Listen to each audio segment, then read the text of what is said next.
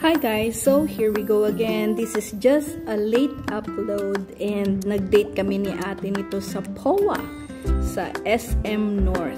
This is one of our favorite kasi nga hindi lang dahil sa lasa but dahil fresh yung kanilang mga ingredients na nilalagay. Though syempre nagkaroon ng pandemic, there are changes sa kumbaga dami nung serving, pero still I can recommend to you etong POA dito sa may SM North. Dito to sa may wing na katabi ng I think Red Ribbon, yung hilera na yon sa likod ng Celine. Ayan, maliit lang siya guys, pero napaka cozy and medyo ni-renovate na nila yung looks. Eto na yung uumpisahan natin, of course. At our favorite is syempre yung may soup. Hindi ko alam yung Vietnamese na name, pero eto yung mix na beef noodles nila. Ayan, na meron siyang meatballs.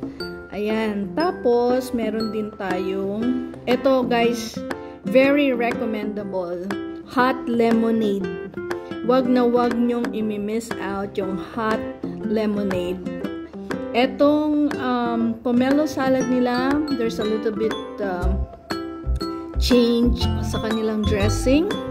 Though, kinoment naman namin dun sa sinabi namin dun sa manager.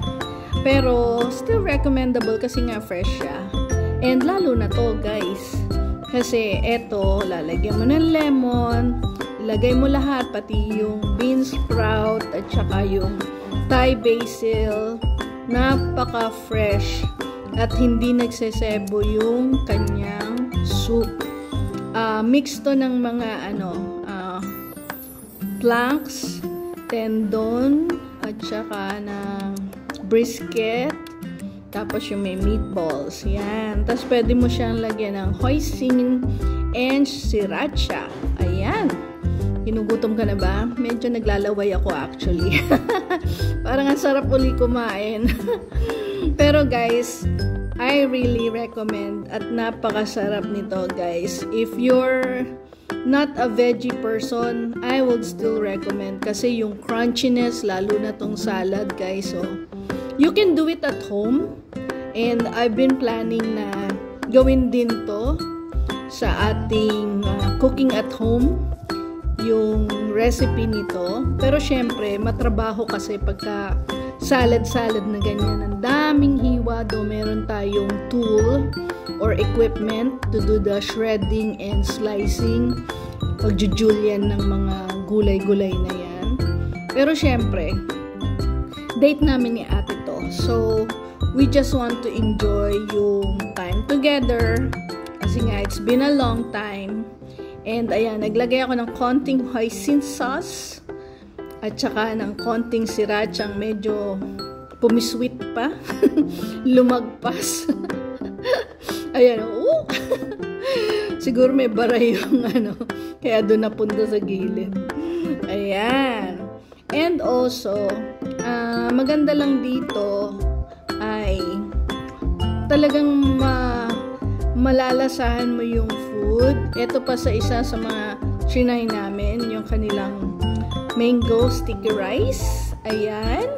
At saka syempre yung fried shrimp roll kanina. Ito guys, kayang-kaya natin gawin to. Kaya lang maganda dito kasi fresh yung mango na matamis. Tapos may coconut milk. Fresh coconut milk. Tapos, dalawang klase yung sticky rice nila. Isang white at saka isang parang merong yam o yung parang ube. Ang sticky rice nila hindi kagaya ng biko natin. Ito parang parang medyo makrunchy ng konti yung sticky rice nito. Ayan. Sarap guys.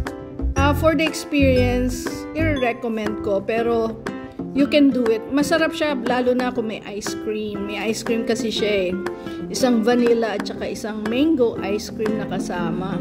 Kaya, syempre, ito try natin pareho, no? Tsaka pagka nagkakaroon kami ng food trip ni ate, talagang nilalasahan namin yung bawat bite ng aming kinakain. Ayan. So, I can recommend kasi wala naman tayong rice. Ito na yung pinaka-rice natin. So, till next time guys. Bye!